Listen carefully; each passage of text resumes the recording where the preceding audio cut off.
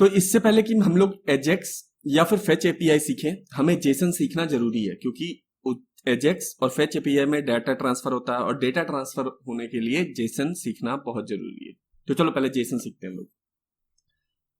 तो देखो, जेसन का जो फुल फॉर्म है उसका नाम है जावास्क्रिप्ट ऑब्जेक्ट नोटेशन। यहां आप देख सकते हो, जेएस का मतलब होता है जावास्क्रिप्ट, ओ का मतलब ऑब्जेक्ट, एन का मतलब नोटेशन। तो ये है फुल फॉर्म जेसन का।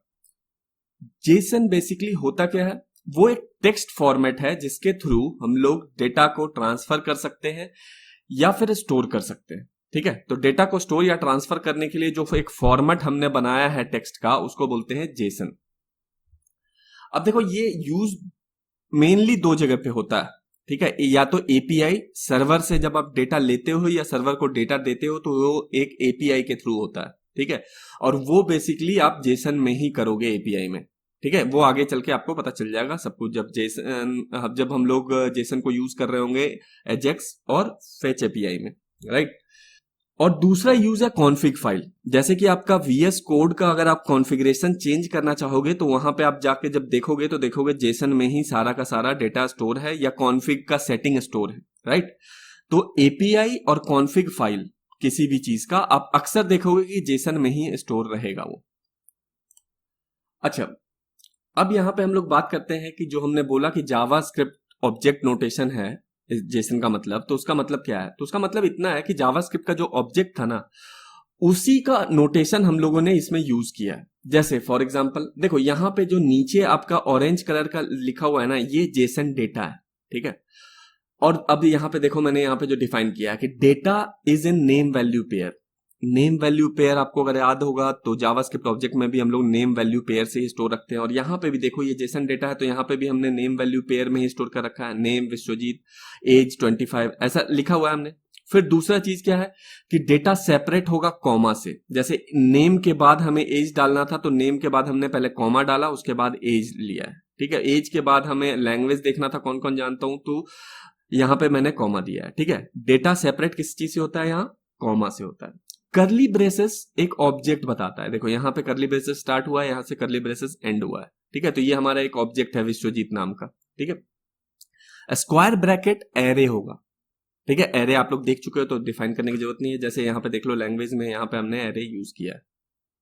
अब देखो सबसे इंपॉर्टेंट बात, जेसन के नाम में जावास्क्रिप्ट है, इसका मतलब ये नहीं है कि जावास्क्रिप्ट के साथ ही सिर्फ जेसन यूज होगा। जेसन जो है फॉर्मेट, वो लैंग्वेज इंडिपेंडेंट है। मतलब ये हर लैंग्वेज के साथ काम कर सकता है, क्योंकि इसका काम डेटा को ट्रांसफर करना और स्टोर करना है। ठीक है, ये लैंग्वेज इंडिपेंडेंट है। ये कंफ्यूजन में मत रहना कि जेसन सिर्फ जावास्क्रिप्ट के साथ काम करता है, नहीं। और जेसन को रीड करने का या जेसन डेटा जो होता है, स्ट्रिंग होता है, उसको जनरेट करने का फंक्शन बहुत सारे प्रोग्रामिंग लैंग्वेज में एग्जिस्ट करता है। ठीक है, देखो जेसन एक स्ट्रिंग है ना, हमने एक टेक्स्ट में स्टोर किया है, तो जेसन फॉर्मेट बनाने के लिए जो हमारे पास फंक्शन चाहिए होगा वो ऑलमोस्ट सारे प्रोग्रामिंग में होता है, लैंग्वेजेस में। और जो जेसन डेटा जो हमें मिलेगा उसको रीड करने के लिए जो फंक्शन चाहिए होता है वो भी बहुत सारे प्रोग्रामिंग लैंग्वेजेस में ऑलरेडी बना पड़ा है। ठीक है, तो ये लैंग्वेज इंडिपेंडेंट है, ऐसा नहीं है कि जावास्क्रिप्ट में ही यूज होगा, राइट। ये किसी में भी यूज हो सकता है। और आपको मैं बता दूं कि जेसन से पहले एक्सएमएल ये काम करता था जो आज के डेट में जेसन करता है, मतलब डेटा को ट्रांसफर करना या डेटा को स्टोर करने वाला काम। अब एक्सएमएल जब था तो जेसन हम लोगों ने क्यों यूज करना स्टार्ट किया है, क्योंकि जेसन जो है वो फास्टर है एक्सएमएल से।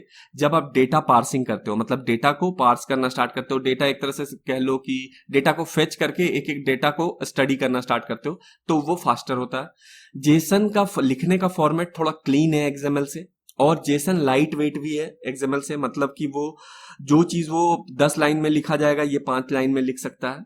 और पढ़ना आसान होता है, पढ़ना और लिखना, मतलब ह्यूमन भी उसको पढ़ और लिख सकता है बिल्कुल आसान तरीके से। वैसे तो एक्सएमएल भी आप पढ़ सकते हो, बट मतलब अभी मैं आपको एक एग्जांपल दिखाता हूं, ये सारे पॉइंट आपको समझ में आ जाएगा। पहली चीज देखो, यहां पे ये है एक्सएमएल और ये है जेसन, आपको खुद पता चल रहा होगा कि कौन सा क्लीन है।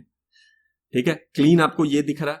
फिर आप यहाँ पे देखोगे कि यहाँ पे हमने एक्स्ट्रा चीजें भी लिखी हुई हैं, जैसे देखो यहाँ पे देखना नेम, तो पहले नेम लिखा, उसके बाद नेम ओरिजिनल डाला, और उसके बाद यहाँ पे नेम टैग बंद भी किया, जैसे HTML में हम लोग करते थे। बट यहाँ पे हमने क्या किया, सिर्फ नेम लिखा और उसका वैल्यू दे दिया।